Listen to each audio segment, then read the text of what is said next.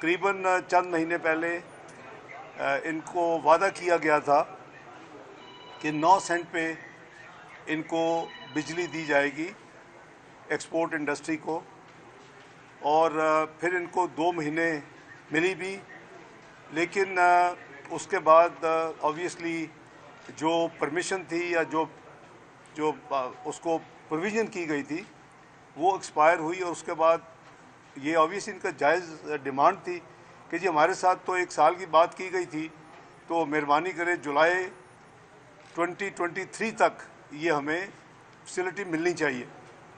मैं ये सिर्फ याद करा दूं कि ये एक्सपोर्टर्स थे जिनके साथ हमने 10 जनवरी 2017 को एक पैकेज दिया था इनको 180 बिलियन रुपीस का, जब हमारा IMF का प्रोग्राम मुकम्मल हो गया था।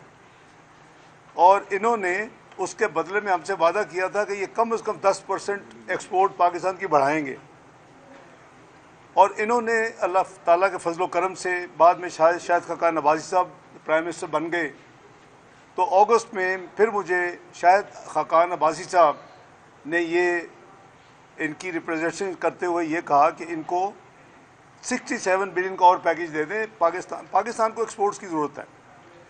तो हमने वो भी दिया, लेकिन 247 अरब की टारगेटेड एक्सपोर्टर्स को रिलीफ कह लें या ड्यूटी ड्रॉप बैक कह लें, या जो इनकी जो इनपुट्स हैं उनमें जो टैक्सेस हम कलेक्ट करते हैं उसको उसकी वापसी कह लें, जो भी नाम दे लें, मैं इनका मशकूर हूँ कि इन्होंने 12.7% एक्सपोर्ट्स बढ़ाई। उसके नतीजे में अगर उसी मॉडल को आने वाली हुकूमत फॉलो करती तो जो उसने पहले 3 साल में 4000 अरब से ज़ायद कर्जे अपने ऊपर चढ़ा लिए एक्स्ट्रा, सिर्फ डिवैल्यूएशन की वजह से, जो कि $20 बिलियन थे, और उन 3 सालों में जो एक्सपोर्ट्स बढ़ी वो सिर्फ $800 मिलियन थे। तो उसकी वजह यह थी कि रुपए को खुला छोड़ दिया, स्पेकुलेटर्स उससे खेल उन्होंने शुरू कर दी, और हमने देखा कि जो तबाही हुई।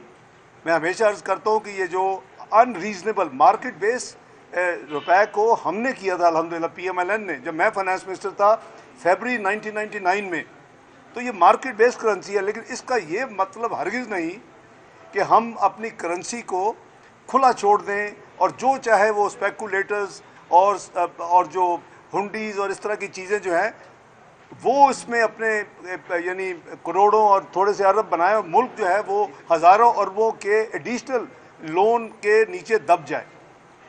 तो मेरा ख्याल है ये बड़ा फेयर है।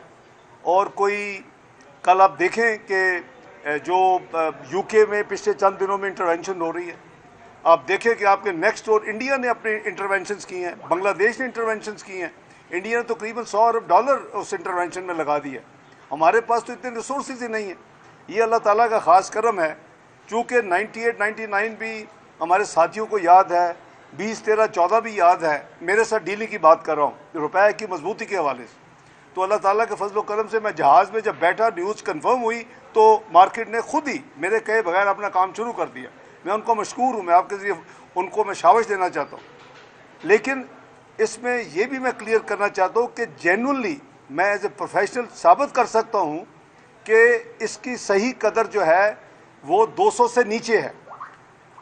और अगर बैनुल क़ौमी अदारे के कहीं बैठ के मुझे ये साबित करना पड़े कि जी ये सिर्फ अभी तो डंडा तो चलाया ही नहीं, लेकिन उसकी नौबत ही नहीं आई, ये मैं समझता हूँ कि मार्केट का बहुत मैं मशकूर हूँ कि मार्केट सही डायरेक्शन में जा रही है, मार्केट आपको सही करेक्ट कर रही है। वो फ़र्क जो 12 रुपए था मार्केट यानी ओपन मार्केट में और इंटर बैंक में, वो रिड्यूस हो गया, 1 रुपया रह गया। अल्हम्दुलिल्लाह पाकिस्तान के इस प्रोसेस में आज के रेट जो गालबन 222 के करीब बंद हुआ है, तो पाकिस्तान के करीबन 2600 अरब पब्लिक डेट एंड लाइबिलिटीज़ में कमी आई है, 1 रुपया वापस किए बगैर। जैसे वो ऊपर जाता था तो जो तबाही होती थी, अब जो नीचे जो डॉलर नीचे जा रहा है, रुपया ऊपर जा रहा है, अल्हम्दुलिल्लाह वो पाकिस्तान की कौम को फ़ायदा हो रहा है, पाकिस्तान की मईशत को फ़ायदा हो रहा है। तो coming back to the main point, मैं समझता हूँ कि हम कोशिश हमारी हुकूमत कर रही है मियाँ शहबाज शरीफ साहब की क़यादत में कि हम जो कुछ वसाइल के अंदर रहते हुए बिज़नेस कम्युनिटी को, पर्टिकुलरली एक्सपोर्टर्स को, किसानों को, इनको जो कुछ हम असिस्ट कर सकते हैं वो हम अपना हिस्सा डालें।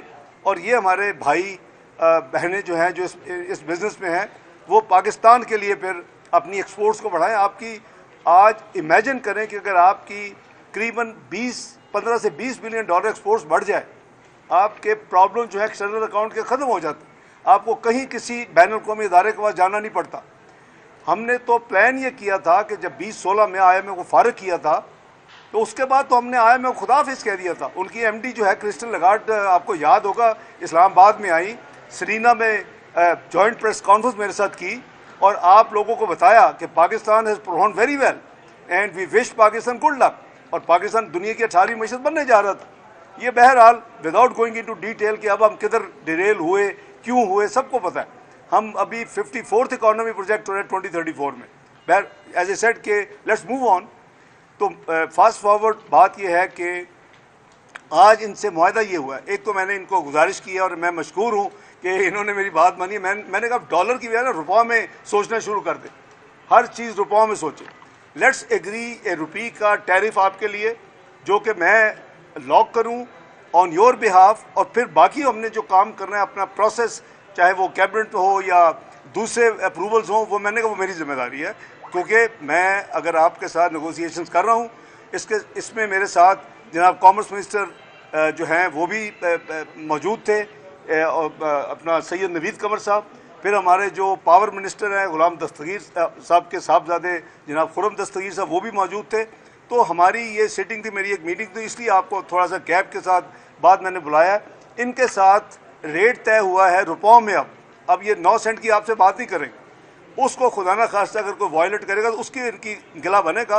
19 रुपये 99 पैसे फ़ी यूनिट इनको चार्ज करेगी जो हमारी बिजली की मिनिस्ट्री है थ्रू ऑब्वियसली डिस्कोस। और जो फ़र्क होगा हमारी कॉस्ट जो है गवर्नमेंट की उसका और 19 रुपये 99 पैसे का जो फ़र्क है वो ऑब्वियसली जैसे हमेशा होता है वो गवर्नमेंट ऑफ पाकिस्तान या वजारत ख़जाना बर्दाश्त करेगी। तो मैं इन सब साथियों का, जनाब गौहर एजाज साहब का, ज़ुबैर मोतीवाला साहब का, इनके पूरे साथियों का मैं नाम लूँ तो 15 मिनट और लग जाएंगे। तो हमारी बड़ी प्यार मोहब्बत के साथ माजी को यादें सामने रखते हुए ये आज कंक्लूड हुआ है। और अब मैं सब इंडस्ट्री से तवक्को करता हूँ कि वो पूरी एफर्ट के साथ पाकिस्तान की एक्सपोर्ट्स को आगे लेके जाएंगे। इनके अपने प्लान्स हैं इंशाअल्लाह, और उसमें अल्लाह ताला के फजल से पाकिस्तान को फ़ायदा होगा। अगर इसी सिर्फ इशू के मतलब को सवाल है तो इसमें सवाल ये है इसहाकदार साहब, सवाल ये है कि ये जो अब वजारत ख़जाना कितना जो है वो बर्दाश्त करेगी बोझ, ये ज़रा इसका फाइनेंशियल इम्पैक्ट बता दें। ये करीबन 90 से 100 अरब होगा एक साल का। और जिन बैंकों ने सर मनी लॉन्ड्रिंग की है 10 बैंक के, उनके खिलाफ आपका इन्वेस्टिगेशन इज गोइंग ऑन, उनके खिलाफ क्या एक्शन लेंगे? ये मैं इधर तब नहीं अनाउंस करूंगा ना, ऐसे जब रिजॉल्व करके आए तो मैं अनाउंस आपको शेयर करूंगा, लेकिन आप इंतजार करें। हर चीज़ 10 दिन के अंदर नहीं हो सकती और हमने कई चीज़ों को हल किया। जी ये जो रेट है, एक मिनट में आता हूँ। ये जो रेट है टेक्सटाइल का या बाकी सेक्टर्स के लिए? सॉरी, ये टेक्सटाइल के लिए जो रेट दिया है, ये बाय द वे ये ऑल इंक्लूसिव है। ये पांचों जो एक्सपोर्ट सेक्टर्स हैं हमारे उनके लिए, ये सिर्फ टेक्सटाइल के लिए नहीं है।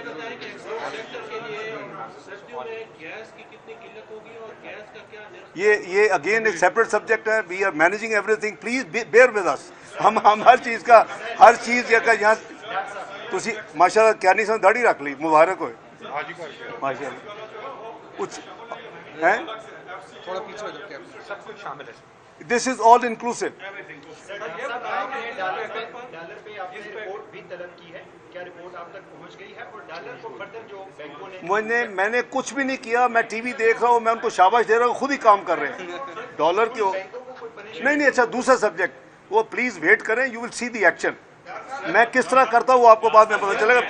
प्रियम्प्ट ना करें इस चीज़ को। इनको जी एक्सपोर्ट्स बढ़ाने का कितना टारगेट दिया गया है?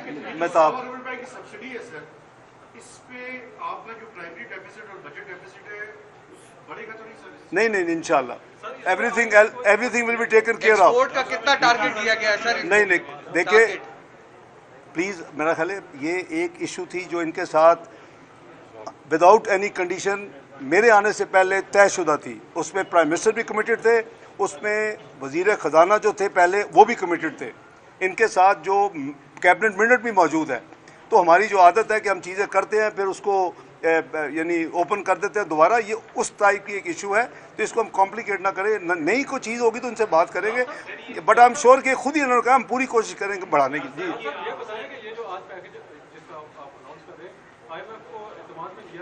मुझे इतमाद लेने की ज़रूरत नहीं है भाई,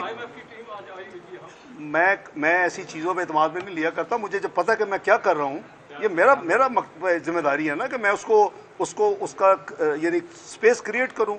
मैंने इसकी स्पेस क्रिएट कर ली है। मैं प्रूडेंट फैसले करने में बिलीव करता हूँ, तो अगर मैंने ये दिया है तो उसके लिए मेरे पास सोर्स मौजूद है। वो जब उनसे बात होगी, जब इंशाल्लाह वो आएंगे 25 अक्टूबर को। 480 अरब रुपए शौकत तरीन साहब ये कह रहे थे कि पेट्रोल पर जो सब्सिडी दी जा रही है इसके लिए 480 अरब रुपए की स्पेस क्रिएट की थी, लेकिन बाद में फिर आपकी हुकूमत को मुश्किल पेश आई और किया ना हो कि मैं शौकत तरीन साहब के बारे में कुछ नहीं कहना चाहता। वो मैं समझता हूँ कि उनकी गैर जिम्मेदाराना थी, लेकिन वो आप जाने वो जाने। मुझे एक वाकया बता दें जो मैंने अनाउंस किया और वो बैकअप ना हो। मैं तो अपना हिसाब दे नहीं, नथिंग ऑफ दैट। मैं फिर कह रहा हूँ ये इनके साथ कमिटमेंट थी, लेकिन वो कमिटमेंट नहीं पूरी की गई। 2 महीने के बाद कंस्टेंट्स की वजह से ये उसको वर्चुअली बैक ऑफ कर गई। लेकिन ये वैसे भी ऑनरेबल नहीं है। अगर हम कमिटमेंट करते हैं, ये हमारा मजहबी फ्रीज़ा भी है, नेशनल फ्रीज़ा भी है कि हम उसको ऑनर करें। उसको ऑनर किया। मैंने सिर्फ एक तब्दीली की है कि मैंने 9 सेंट को 19 रुपये 99 पैसे में कन्वर्ट कर दिया है। और इनकी कोशिश थी कि मैं चूँकि कह रहा हूँ कि 200 से डॉलर कम होना चाहिए, ये 18 रुपये होना चाहिए। मैं अंदर की स्टोरी भी बता देता हूँ।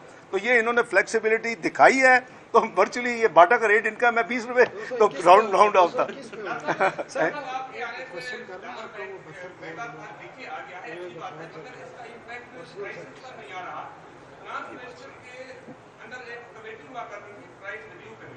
National pricing monitoring committee.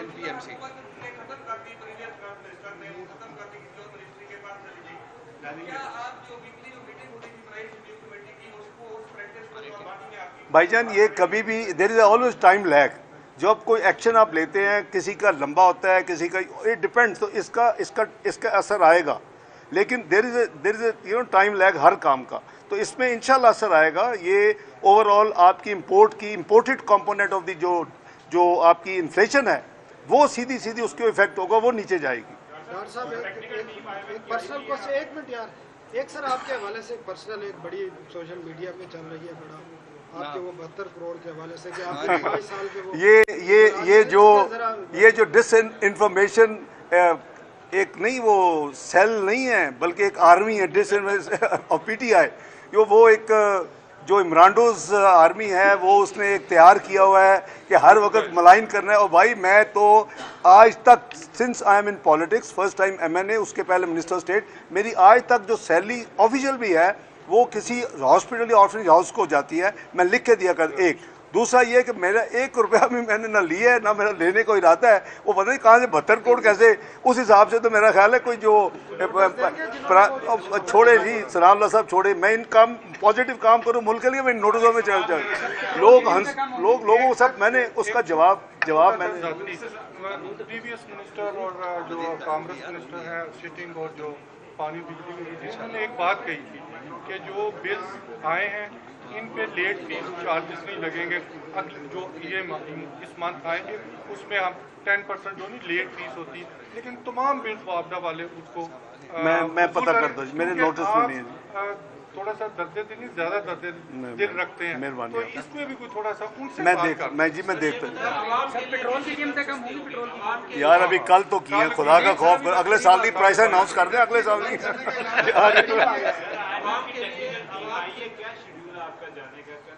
जी वो एनुअल मीटिंग शुरू हो रही है जी ट्यूसडे से, तो मंडे को हमारी टीम जा रही है। सेक्रेटरी फाइनेंस में गवर्नर स्टेट बैंक जो जाते हैं हर साल जो स्टैंडर्ड होता है आपको पता ही है, जो उनके गवर्नर्स हैं या अल्टरनेट गवर्नर्स हैं, 1-2 एक्स्ट्रा हमारे जो सपोर्ट स्टाफ होता है, हम जा रहे हैं जी मंडे को हम।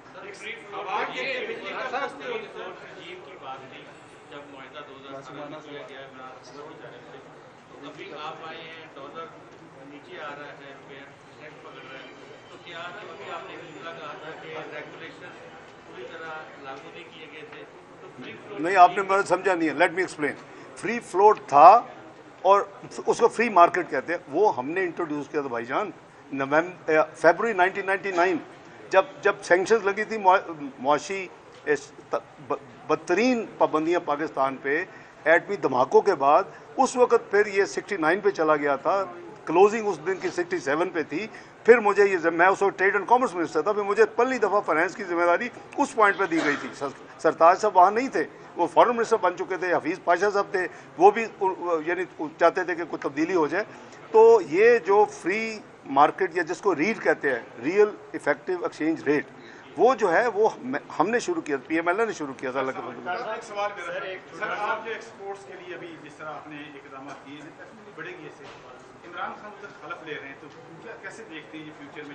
जी हाँ, वो एक दफ़ा पहले भी शौक पूरा कर चुके हैं, 126 दिन का धरना दिया था, आपको याद होगा। फिर हमने उसको भी बेयर किया और बड़ी यानी सब्र के साथ किया, बिजनेस भी पूरा किया और अपनी जिम्मेदारियां भी निभाई। उसके बाद नेगोशिएट करके धरना उठवाया, जो एक एग्रीमेंट उनसे किया, कंडीशंस जो आपको याद है, आपकी मौजूदगी में मैंने और हम मेरे साथियों ने, आसन इकबाल साहब ने, जो और साथी थे सारे, और उधर से अपना इसने जहांगीर तरीन साहब ने, उनके साथियों ने ये जो उस वक़्त किया वो हमने पब्लिक किया था और आपके सामने साइन किया था। तो अगर धरना देंगे तो जो लॉ और जो आइन और कानून है वो अपना कोर्स लेगा। जो भी मैं मेरी एक मीटिंग है समझ धरने के साथ ये डॉलर के ही ऊपर तो नहीं चला जाएगा जो नीचे है।